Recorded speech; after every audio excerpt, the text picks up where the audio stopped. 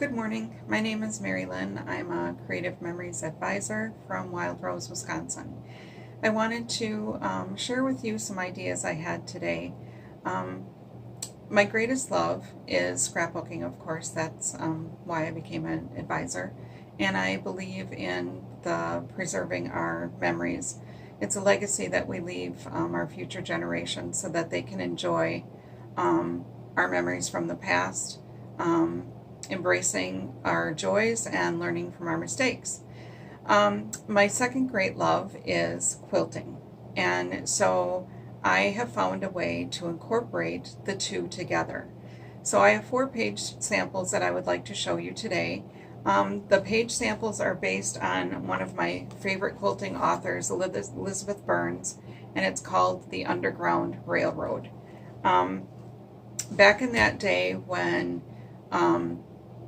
the slaves were escaping the South, those that were helping them used quilts to give direction or instruction or send them subtle messages. And so each of these blocks that I'm going to show you today, or page samples based on blocks, reflects one of those, or each one reflects one of those blocks. So let's get started. The first one that I'm going to show you is called the Wagon Wheel.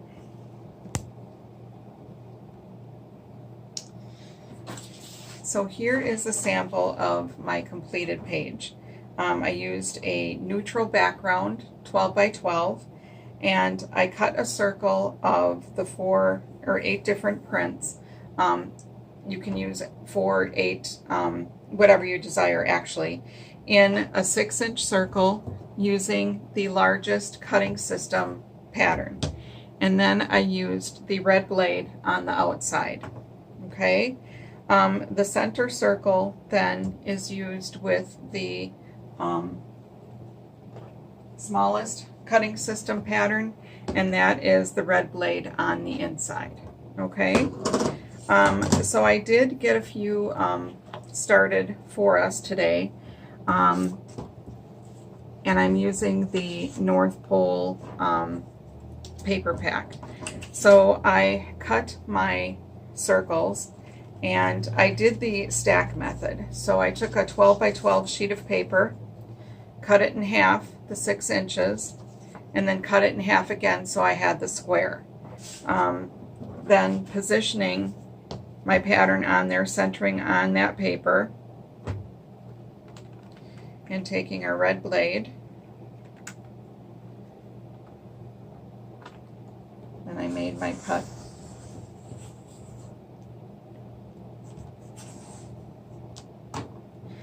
I like to always make sure that I pick up my paper before I pick up my pattern, because just in case anything has shifted.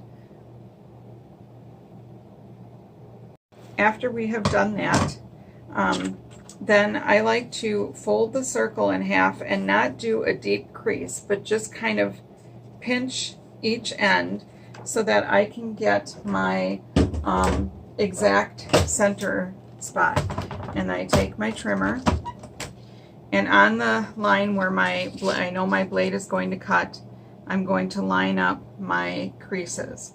And you can rest the crest of the circle right in our spots there, but those creases just give us kind of like that exact center measurement. Cut the circle in half, and then I'm going to put them together, and so those are pretty much exact. I'm going to do that again, just so that I can see my exact center. Butt it up to the edge to make sure that we are not at an awkward angle. And then I'm going to do the second. We're going to do 8 pie-shaped pieces. So now with this one, I'm going to get my point on the cutting line, my crease on the cutting line, and then make my cut. So that is how we are making our triangles, or pie-shaped. So let's go ahead and do our stack.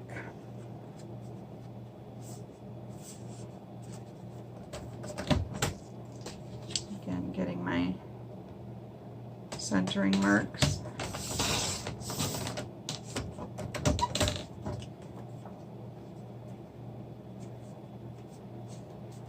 And again.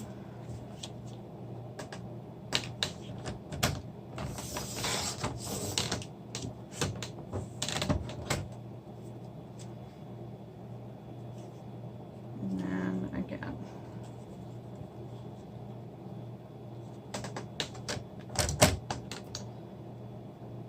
The great thing about the Creative Memories paper is that it is double-sided.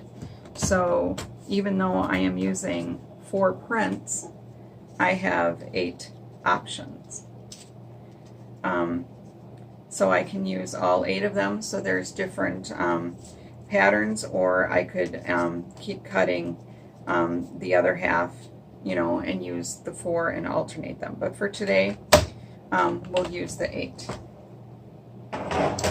So next I'm going to take our 12 by 12 sheet, and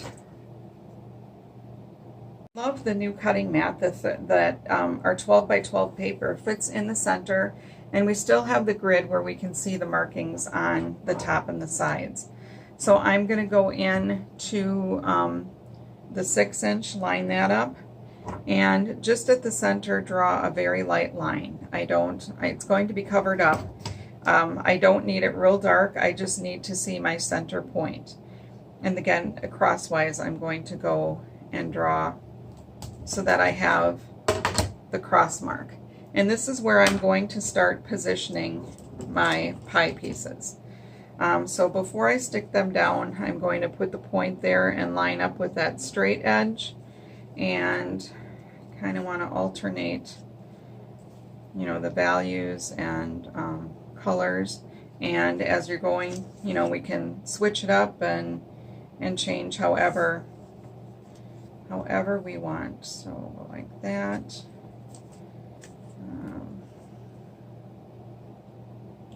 Like that. And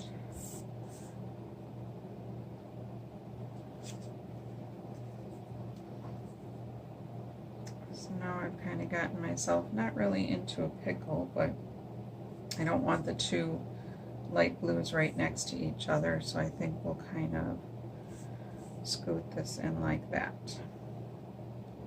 All right, so that is our wagon wheel, and it's pretty centered on our page. So then we're just going to start by sticking it down, and I like to go in the point side and then across the top. It doesn't take a lot, just takes a little. And so now as I'm putting my next one down, so you want to make sure that your outer edge is butting up to itself, so that you have that smooth circle, that there are no jagged, you know, edges. So if you end up overlapping on your edge, you know, that's okay. But by doing the stack method and cutting them and finding that center crease, you know, as I was, pretty much all the pie shapes should be exact, so they should all fit together nicely. But I will say that it is not a perfect world, so and I have a saying on my wall, creativity has no rules or restrictions, leave your legacy. So nothing is perfect or written in stone. You can adapt and do what fits best for you. All right. We are getting there. And you can see that as I'm putting them around, these are fitting into our cross piece nicely.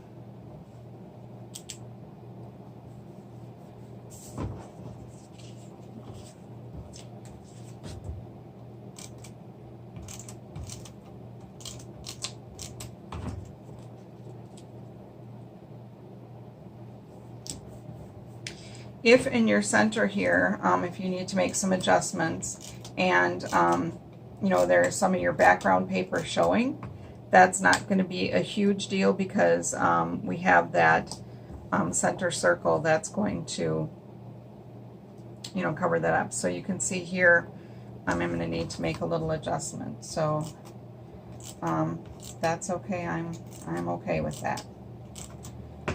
So for my last one then, I'm going to go and line up my outer edges because I want my circle to be nice and smooth. And there we are. Okay, so as I said, typically on this page we used the center circle. However, with the North Pole, they had some wonderful options in their elements. So I'm going to just put each one of these on there and see which one really grabs my attention.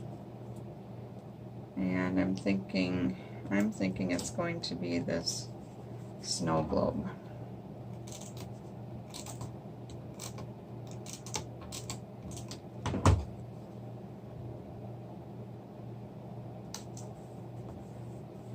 So that is my Wagon Wheel quilt page.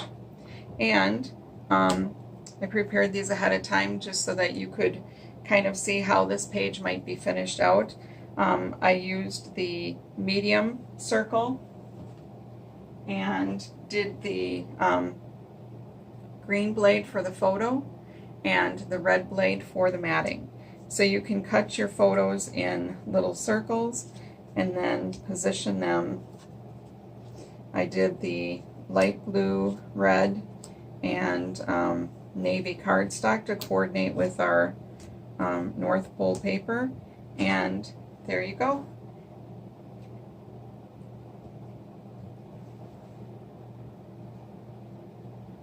Wagon Wheel Quilt Block scrapbooking page. The next sample of a quilt block that I wanted to show you today was the bear paw.